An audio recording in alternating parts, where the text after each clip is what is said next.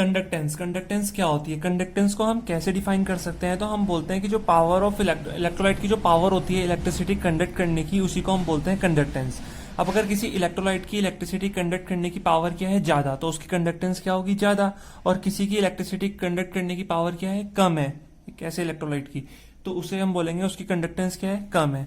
तो कंडक्टेंस को हम डिनोट करते हैं जी से। किससे डिनोट करते हैं? जी से।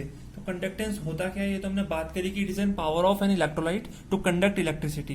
किसी भी इलेक्ट्रोलाइट की इलेक्ट्रिसिटी को कंडक्ट करने की जो पावर होती है उसी को हम बोलते हैं कंडक्टेंस। डिनोट करते हैं कैपिटल जी से। और यहाँ पे हमने इसे मैथमेटिकली बता रखा है कि मैथमेटिकली जो कंडक्टेंस होती है वो रेसिप्रोकल होती है रेजिस्टेंस के। अब देखिए, वैसे भी हमें पता है रेजिस्टेंस क्या होता है? Opposition to the flow of current. तो जितनी कम रेजिस्टेंस होगी करंट, उतना ही ज्यादा फ्लो होगा और उतनी ही ज्यादा क्या होगी? कंडक्टेंस होगी। तो रेजिस्टेंस का रेसिप्रोकल जो होता है वही होता है हमारे पास कंडक्टेंस। तो जी जो हो जाएगा वो 1/R हो जाएगा, ध्यान रखना है।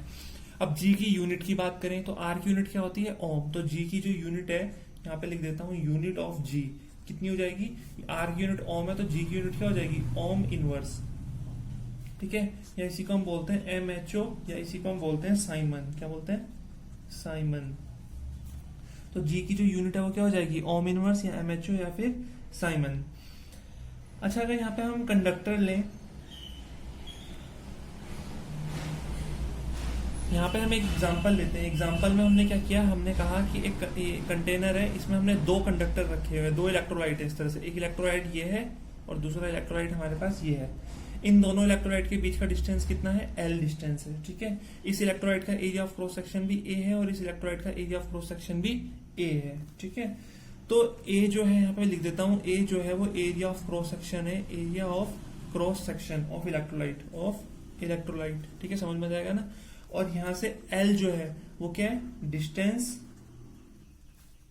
Between two electrolytes, distance between two electrolytes. ठीक है, तो यहां से हमें एक चीज पता है कि जो कंडक्टेंस होती है वो डायरेक्टली प्रोपोर्शनल होती है। मैं बता देता हूँ कंडक्टेंस जो होती है वो किस किस चीज पे डिपेंड करती है।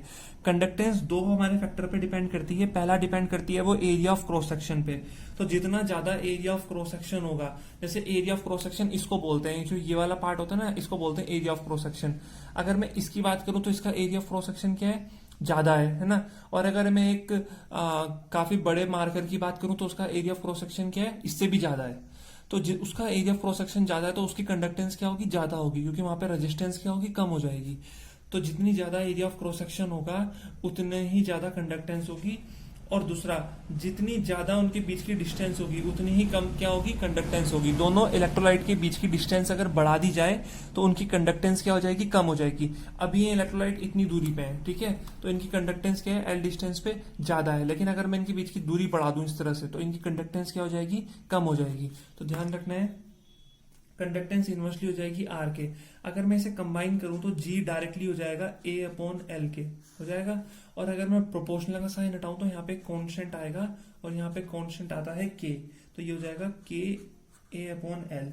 और यहाँ पे जो के होता है इसको हम बोलते हैं कापा कॉन्स्टेंट। क्या बोलते हैं? कापा कॉन्स्टेंट। या इसी को हम बोलते हैं स्पेसिफिक कंडक्टेंस। क्या बोलते हैं? Specific conductance. या इसी का एक और नाम है, उसे बोलते हैं कंडक्टिविटी। इसी को क्या बोलते हैं? कंडक्टिविटी। तो ये हमें ध्यान में रखना है, ठीक है, कि ये क्या होता है? कापा कांस्टेंट या फिर स्पेसिफिक कंडक्टेंस या फिर कंडक्टिविटी। चलिए अब बात करते हैं स्पेसिफिक कंडक्टेंस की। के के बारे में ही बात करते हैं। के बारे में आगे बात करें तो यहाँ पे मैं लिख देता हूँ हेडिंग स्पेसिफिक कंडक्टेंस के बारे में अब हम थोड़ी डिस्कशन करते हैं। ये हमारे पास स्पेसिफिक कंडक्टेंस। अब देखिए यहाँ पे हमें पता है जो रेजिस्टेंस होती है, रेजिस्टेंस किसके बराबर होती है? रो एल अपॉन ए, इसके बराबर रेजिस्टेंस होती है ना। अगर मैं रो को इसके अपॉन में लेके आ जाऊं और आर को इधर लेके आ जाऊं, क्रॉस मल्टीप्लाई कर दूं आर और रो की, तो ये हो जाएगा 1 अपॉन रो बराबर 1 अपॉन आर एल अपॉन ए। हो जाएगा या नहीं हो जाएगा? अब देखिए 1 अपॉन रो बराबर 1 अपॉन आर किसके बराबर होता है? 1 अपॉन आर अभी हमने पढ़ा है जी के बराबर होता है, तो इसको लिखेंगे जी एल अपॉन ए, लिख सकते हैं। तो ये जी एल अपॉन ए किसके बराबर आ जाएगा? यहां से अगर हम के की वैल्यू निकालना चाहें तो जी एल अपॉन ए किसके बराबर है? के बराबर है। तो 1 अपॉन रो को हम क्या लिख सकते हैं? के लिख सकते हैं। तो क्या आ जाएगा? जी एल अपॉन ए, ठीक है। इसका मतलब यहाँ से हमें पता चला जो k है वो किसके बराबर है, वो 1/ρ के बराबर है। क्यों? क्योंकि यहाँ से k की जो वैल्यू आई वो किसके बराबर है, GL/A। यहाँ पे GL/A किसके बराबर है, k के। तो यहाँ पे भी हमने GL/A को k के बराबर लिखा, तो यहाँ पे 1/ρ है, तो इसका मतलब 1/ρ किसके बराबर है, k के बराबर है। क्लियर हुआ? तो यहाँ से हमें काफी फॉर्मूले मिल गए। अब यहाँ पे हम बात कर लेते हैं कि जो k होता है यहाँ पे, इस k को हम क्या बोलते हैं, अभी हमने बात करी स्पेसिफिक कंडक्टेंस। और यहाँ पे जो g होता है, इस g को हम बोलते हैं कंडक्टेंस। क्या बोलते हैं, कंडक्टेंस। ठीक है, स्पेसिफिक कंडक्टेंस बराबर। और ये जो L/A होता है, इस L/A को हम बोलते हैं सेल कांस्टेंट। क्या बोलते हैं, सेल कांस्टेंट। तो ये हमें ध्यान में रखना है, L/A को हम बोलते हैं सेल कांस्टेंट। अच्छा, अगर मैं यहाँ पे एक चीज करूं कि यहाँ पे अगर मैं बोलूं कि L की जो वैल्यू है वो 1 है, L की वैल्यू कितनी है, 1 है, मान लीजिए 1 सेंटीमीटर है, और एरिया ऑफ क्रॉस सेक्शन कितना है, 1 सेंटीमीटर स्क्वायर है। ठीक है, यूनिट है। तो L 1 है और A भी 1 है, तो K की वैल्यू किसके बराबर आ जाएगी, G के बराबर आ जाएगी। तो उस केस में हम बोल सकते हैं कि specific conductance of an electrolyte is equal to its electrolytic conductance when electrodes of unit area of cross section when electrodes of unit area of cross section are unit distance apart। मतलब जो specific conductance है वो हमारी conductance के बराबर ही हो जाती है जब यूनिट क्रॉस सेक्शन के इलेक्ट्रोड्स, मतलब ऐसे इलेक्ट्रोड जिनका एरिया ऑफ क्रॉस सेक्शन कितना हो, 1 सेंटीमीटर स्क्वायर हो या 1 मीटर स्क्वायर हो, वो यूनिट डिस्टेंस की दूरी पे हो, मतलब 1 सेंटीमीटर या 1 मीटर की दूरी पे हो। ध्यान रखना है। तो इस तरह से इस केस में जो स्पेसिफिक कंडक्टेंस है वो कंडक्टेंस के बराबर हो जाती है। तो आई होप यहाँ से कंडक्टेंस और स्पेसिफिक कंडक्टेंस क्या होते हैं, सेल कांस्टेंट क्या होता है, क्लियर हो गया होगा। अब हम बढ़ते हैं आगे, और आगे चल के हम बात करते हैं किसके बारे में, आगे हम बात करेंगे यूनिट ऑफ के के बारे में, के की क्या यूनिट होती है। ठीक है, के की यूनिट जो है वो काफी इंपॉर्टेंट है, क्योंकि एग्जाम में क्वेश्चन न्यूमेरिकल्स में काफी ज्यादा पूछी जाती है। जैसे k का हमने फॉर्मूला लिखा है, k बराबर होता है GL/A। कहां से आया, क्योंकि g किसके बराबर था, KA/L, तो k की वैल्यू क्या आ जाएगी, G×L/A। तो अब हम देखते हैं g की क्या यूनिट है। तो g की यूनिट की अभी हमने बात करी कि g की यूनिट होती है ओम इनवर्स, L की यूनिट होती है सेंटीमीटर। ठीक है, छोटा इलेक्ट्रोड होगा, सेंटीमीटर में मेजर करेंगे, एरिया की होती है सेंटीमीटर स्क्वायर। तो सेंटीमीटर से स्क्वायर कैंसिल, तो ये आ गया ओम इनवर्स और सेंटीमीटर इनवर्स, या इसी को हम बोल सकते हैं ओम इनवर्स और मीटर इनवर्स, या इसी को हम बोल सकते हैं ओम इनवर्स को हम साइमन बोलते हैं। ठीक है, तो साइमन और मीटर इनवर्स ये भी हम बोल सकते हैं। तो इस तरह हमें ध्यान रखना है कि के की यूनिट क्या होती है, ओम इनवर्स सेंटीमीटर इनवर्स, या ओम इनवर्स मीटर इनवर्स, या साइमन मीटर इनवर्स। तो अगर ये हमें रिमेम्बर है तो हम कर सकते हैं स्पेसिफिक कंडक्टेंस और कंडक्टेंस के ऊपर जो न्यूमेरिकल प्रॉब्लम्स आती हैं उन्हें हम सॉल्व कर सकते हैं इजीली। चलिए अब हम आगे बढ़ते हैं और आगे बढ़ के बात करते हैं इक्विवेलेंट कंडक्टेंस के बारे में और मोलर कंडक्टेंस के बारे में, साथ ही साथ डिस्कस करेंगे इनके बीच में क्या रिलेशन होता है। ठीक है, अब जैसे हमारे पास ये है कि कंडक्टेंस ऑफ इक्विवेलेंट कंडक्टेंस, तो इक्विवेलेंट कंडक्टेंस को हम डिफाइन कर सकते हैं कि conductance of all the ion produced by 1 gram equivalent of electrolyte in a given volume of solution. अब देखिए यहाँ पे जो ये सबसे इंपॉर्टेंट टर्म है वो यहाँ पे लिखी हुई है, क्या लिखी हुई है, 1 ग्राम इक्विवेलेंट। ये सबसे इंपॉर्टेंट टर्म है इस डेफिनेशन में। 1 ग्राम इक्विवेलेंट क्या होता है, तो आई थिंक हम नॉर्मेलिटी जो है वो पढ़ के आए हैं सॉल्यूशन चैप्टर में, वहां पे हमने डिस्कस किया था डिटेल में कि 1 ग्राम इक्विवेलेंट क्या होता है और नॉर्मेलिटी क्या होती है। तो यहाँ पे इन दोनों का ही यूज है, या मैं सिंपल भाषा में अगर कहूँ तो मैं बोल सकता हूँ कि यहाँ पे जो नॉर्मेलिटी का कॉन्सेप्ट है वही यूज होना है सबसे ज्यादा। तो हमें वो नॉर्मेलिटी का कॉन्सेप्ट जो है वो क्लियर होना चाहिए, उसके ऊपर हम ऑलरेडी डिस्कशन कर चुके हैं। नॉर्मेलिटी क्या होती है, नंबर ऑफ ग्राम इक्विवेलेंट क्या होते हैं। चलिए अब हम बात करते हैं इक्विवेलेंट कंडक्टेंस के बारे में। तो अगर हम किसी इलेक्ट्रोलाइट का, जनरली ये कंसंट्रेशन है हमारे पास 1 ग्राम इक्विवेलेंट, तो अगर हम किसी इलेक्ट्रोलाइट की इतनी कंसंट्रेशन से जितनी भी कंडक्टेंस हमें मिलती है उसी को हम बोलते हैं इक्विवेलेंट कंडक्टेंस। जैसे मैं बोल रहा हूँ 10 ग्राम इलेक्ट्रोलाइट की वजह से इतनी कंडक्टेंस है, 20 ग्राम इलेक्ट्रोलाइट की वजह से इतनी कंडक्टेंस है। सिमिलरली मैं बोल रहा हूं कि 1 ग्राम इक्विवेलेंट की वजह से इतनी कंडक्टेंस है, तो 1 ग्राम इक्विवेलेंट इलेक्ट्रोलाइट की वजह से जितनी भी कंडक्टेंस मिलती है हमें सॉल्यूशन में उसी को हम बोलते हैं इक्विवेलेंट कंडक्टेंस। क्या बोलते हैं, इक्विवेलेंट कंडक्टेंस। तो conductance of all the ion produced by 1 gram equivalent of electrolyte in a given volume of solution, उसी को हम बोलते हैं इक्विवेलेंट कंडक्टेंस। अब देखिए इसे डिफाइन करेंगे, इसका फॉर्मूला भी डिराइव करेंगे हम, साथ साथ ध्यान से समझना है फॉर्मूला कैसा है, रटना नहीं है फॉर्मूले को, डिराइव करेंगे फॉर्मूले को, ठीक है। जैसे हमने क्या किया, एक कंटेनर ले लिया है, हमने एक कंटेनर लिया, इसमें हमने क्या किया, एक इलेक्ट्रोलाइट डाल दिया इस तरह से, और ये इलेक्ट्रोलाइट की कितनी अमाउंट है, 1 ग्राम इक्विवेलेंट, ठीक है। 1 ग्राम इक्विवेलेंट ऑफ इलेक्ट्रोलाइट हमारे पास प्रेजेंट है, इलेक्ट्रोलाइट। और इस सॉल्यूशन की जो वॉल्यूम है वो कितनी है, v वॉल्यूम ले ली ml में, ठीक है। तो हमने क्या बोला, हम बोल रहे हैं कि कंडक्टेंस ऑफ, देखिए मैं ध्यान से समझेंगे कि क्या चीज समझाना चाह रहा हूं, कि कंडक्टेंस ऑफ 1 सेंटीमीटर क्यूब, या फिर इसी को हम बोल सकते हैं 1 ml, मतलब यूनिट में ले रहे हैं हम, यूनिट ml सॉल्यूशन। तो देखिए अभी जब मैंने बात करी, अभी मैंने बोला कि अगर हम वॉल्यूम को क्या ले लें, यूनिट ले लें, मतलब area of cross section into length, unit volume of solution में जो कंडक्टेंस होती है वो किसके बराबर हो जाती है, के बराबर हो जाती है, होती है नहीं होती है, कंडक्टेंस किसके बराबर हो जाती है, के बराबर हो जाती है। तो हम वही मान के चलेंगे कि जो यूनिट वॉल्यूम ऑफ सॉल्यूशन की कंडक्टेंस है वो के बराबर है, किसके बराबर है, के बराबर है।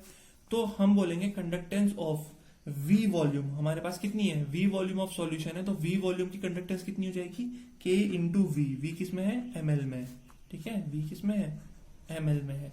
तो समझना हमने क्या बोला, हमने बोला कि जो यूनिट वॉल्यूम ऑफ सॉल्यूशन, इसकी यूनिट वॉल्यूम के लिए जो कंडक्टेंस है वो के बराबर है, स्पेसिफिक कंडक्टेंस के बराबर है। तो V वॉल्यूम के लिए कितनी हो जाएगी कंडक्टेंस, K इंटू V हो जाएगी, क्लियर हुआ। और डेफिनेशन भी तो यही कहती है कि V वॉल्यूम सॉल्यूशन में, गिवन वॉल्यूम में, V वॉल्यूम सॉल्यूशन में 1 gram electrolyte, 1 gram equivalent electrolyte की जितनी भी कंडक्टेंस होगी उसी को हम बोलते हैं इक्विवेलेंट कंडक्टेंस। और इक्विवेलेंट कंडक्टेंस को हम डिनोट करते हैं पाई एम से, किससे करेंगे, पाई इक्विवेलेंट से। तो ये हो जाएगा K इंटू V, किसमें, ml में। इतना क्लियर हुआ। तो डेफिनेशन की मदद से हमें मिल गया कि जो K इंटू V है वही हमारी क्या है, इक्विवेलेंट। अब अगर हमें यही फॉर्मूला नॉर्मेलिटी की टर्म में निकालना है, नॉर्मेलिटी की टर्म में, क्योंकि ग्राम इक्विवेलेंट की बात हो रही है तो नॉर्मेलिटी को भी इंट्रोड्यूस करा देते हैं यहाँ पे। तो अगर हमें यही फॉर्मूला नॉर्मेलिटी की टर्म में निकालना है तो हम कैसे डिराइव करेंगे, तो हमने बोला, हमने एक कंटेनर लिया, ठीक है, इसी प्रोसेस को हम आगे बढ़ा रहे हैं। एक कंटेनर लिया और इसकी जो n ग्राम इक्विवेलेंट है, इसमें कितने, n ग्राम इक्विवेलेंट, तो हमें कितने चाहिए, 1 ग्राम इक्विवेलेंट। यहाँ पे हमने ले रखे हैं n ग्राम इक्विवेलेंट, ठीक है, कितने भी हो सकते हैं, 2 3 4 5 6। तो हमने मान लिया, यहाँ पे हम मान लेते हैं कि let concentration of electrolyte is n gram equivalent per litre, ठीक है। 1 लीटर में कितनी कंसंट्रेशन है इलेक्ट्रोलाइट की, n gram equivalent, n stands for normality.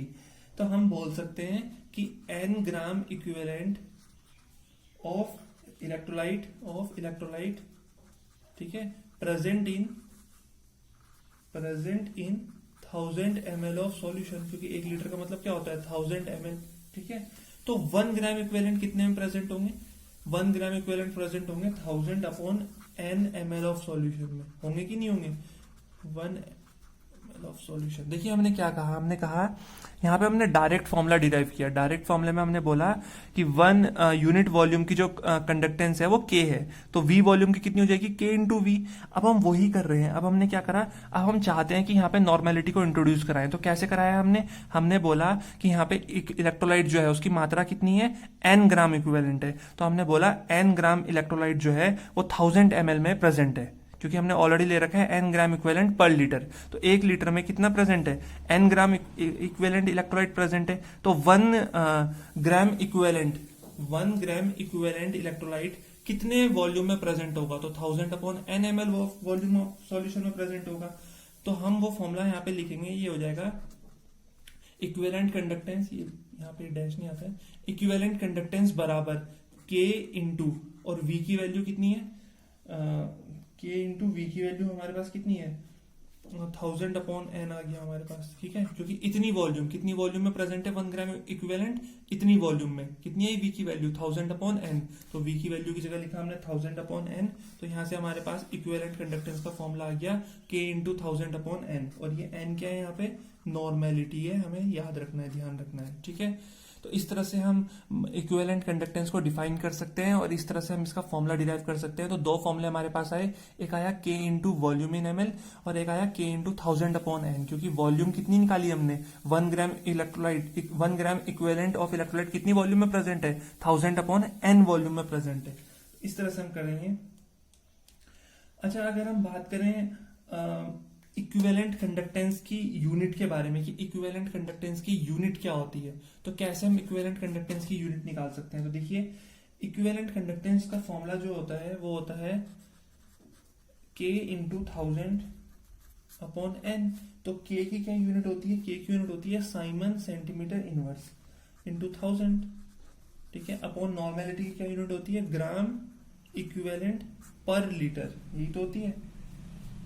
तो इसे अगर हम सॉल्व करें फर्दर, तो साइमन सेंटीमीटर इनवर्स इंटू 1000/ग्राम इक्विवेलेंट, और इसे हम 1000 ml लिख सकते हैं, 1000 ml, और 1000 ml को 1000 सेंटीमीटर क्यूब भी तो लिख सकते हैं हम। तो इसे जब हम फर्दर सॉल्व करेंगे तो ये हमारे पास आ जाएगा, ये हमारे पास कितना आ जाएगा, Simon centimetre inverse centimetre cube ऊपर चला जाएगा ये, ठीक है, एंड ग्राम इक्विवेलेंट। तो ये मैं डायरेक्ट यहाँ पे वैल्यू लिख देता हूँ। इसे सॉल्व करके हमारे पास इसकी जो यूनिट आएगी वो हमारे पास आएगी साइमन सेंटीमीटर स्क्वायर, ठीक है, इक्विवेलेंट इनवर्स, या फिर आएगी ओम इनवर्स, ठीक है, मीटर स्क्वायर और इक्विवेलेंट इनवर्स। ये हमारे पास यूनिट आ जाएगी किसकी, स्पेसिफिक कंडक्ट या सॉरी इक्विवेलेंट कंडक्टेंस की यूनिट आ जाएगी हमारे पास। क्लियर हुआ। अब हम बात करते हैं मोलर कंडक्टेंस क्या होती है। तो जब मोलर कंडक्टेंस की बात करेंगे तो हम बोलेंगे कि 1 मोल ऑफ इलेक्ट्रोलाइट के प्रेजेंट होने से जितनी भी कंडक्टेंस हमें मिलती है उसी को हम बोलते हैं मोलर कंडक्टेंस। तो conductance of all the ion produced by 1 mole of electrolyte, जब भी हम किसी इलेक्ट्रोलाइट का 1 मोल किसी सॉल्यूशन में डालेंगे तो उसकी वजह से, उसके आयंस की वजह से जितनी भी कंडक्टेंस हमें मिलती है उसी को हम बोलते हैं मोलर कंडक्टेंस। क्या बोलेंगे, मोलर कंडक्टेंस। तो सिमिलरली जैसे हमने इक्विवेलेंट कंडक्टेंस का फॉर्मूला निकाला था, ऐसे ही मोलर कंडक्टेंस को हम इससे डिनोट करते हैं और इसका फॉर्मूला हमारे पास आ जाएगा K इंटू V इन ml, बिल्कुल सिमिलरली वैसे ही। और अगर हम इसका एक और फॉर्मूला निकालना चाहें तो वही आ जाएगा हमारे पास K इंटू 1000/, अब मोल की बात हो रही है तो यहाँ पे आ जाएगा कैपिटल M। कैपिटल M का मतलब होता है मोलैरिटी। क्या होता है, मोलैरिटी। तो ये हमारे पास फॉर्मूले आ गए यहाँ से मोलर कंडक्टेंस के, जो काफी इंपॉर्टेंट है न्यूमेरिकल पॉइंट ऑफ व्यू से। और ऐसे ही अगर हम मोलर कंडक्टेंस की यूनिट की बात करें तो जैसे हमने वहां पे सॉल्व किया, अगर हम ऐसे ही यहाँ पे सॉल्व करें, K की यूनिट रखें और M की यूनिट रखें, तो फाइनली हमारा जो आंसर आएगा वो मैं यहाँ पे लिख देता हूँ, siemens centimetre square mole inverse, या इसी को हम बोल सकते हैं ohm inverse metre square mole inverse, या इसी को हम बोल सकते हैं ओम इनवर्स सेंटीमीटर स्क्वायर या मोल इनवर्स। ठीक है, तो कोई भी यूनिट हो सकती है इनमें से मोलर कंडक्टेंस की। तो आई होप मोलर कंडक्टेंस का जो केस है वो आप लोगों को समझ में आ गया होगा। क्या होता है, बहुत सिंपल होता है, बस वहां पे 1 ग्राम इक्विवेलेंट है और यहाँ पे 1 मोल है। तो 1 ग्राम इक्विवेलेंट और 1 मोल का ही यहाँ पे जो सारा खेल है, बाकी सारे कॉन्सेप्ट जो है वो सेम है इक्विवेलेंट और मोलर कंडक्टेंस में। तो आई होप इतना समझ में आ गया होगा। मोल वर्ड यूज हो रहा है तो मोलर कंडक्टेंस, वहां पे ग्राम इक्विवेलेंट वर्ड यूज हो रहा है तो इक्विवेलेंट कंडक्टेंस। बाकी मैंने वहां पे समझाई दिया फॉर्मूला कैसे आया है, तो यहाँ पे हमने फॉर्मूला निकाला। अब हम एक बार बात कर लेते हैं इन दोनों के बीच के रिलेशन के बारे में कि जो इक्विवेलेंट कंडक्टेंस होती है और जो मोलर कंडक्टेंस होती है इनके बीच में क्या रिलेशन होता है। तो जो मोलर कंडक्टेंस है इसको हम लिखते हैं K इंटू 1000/m, यही तो लिखा हमने। इसे अगर मैं वैलेंसी फैक्टर से मल्टीप्लाई कर दूं और वैलेंसी फैक्टर से ही डिवाइड कर दूं, ठीक है, तो ये हमारे पास आ जाएगा K इंटू 1000, ठीक है, K इंटू 1000। और ये मोलैरिटी इंटू वैलेंसी फैक्टर किसके बराबर होता है, नॉर्मेलिटी के बराबर होता है इंटू वैलेंसी फैक्टर। तो ये हमारे पास आ जाएगा मोलर कंडक्टेंस बराबर, और K इंटू 1000/n किसके बराबर होती है, equivalent conductance into valency factor. तो ये हमारे पास रिलेशन आ गया कि मोलर कंडक्टेंस बराबर equivalent conductance into valency factor. और वैलेंसी फैक्टर क्या होता है और कैसे निकाला जाता है ये भी हमने जब नॉर्मेलिटी टॉपिक पढ़ा था तो वहां पे डिस्कस किया था अच्छे से। तो आई होप इतना क्लियर हो गया होगा कंडक्टेंस क्या होती है, स्पेसिफिक कंडक्टेंस क्या होती है, इक्विवेलेंट कंडक्टेंस क्या होती है एंड मोलर कंडक्टेंस क्या होती है। तो आज की इस वीडियो में इतना ही था।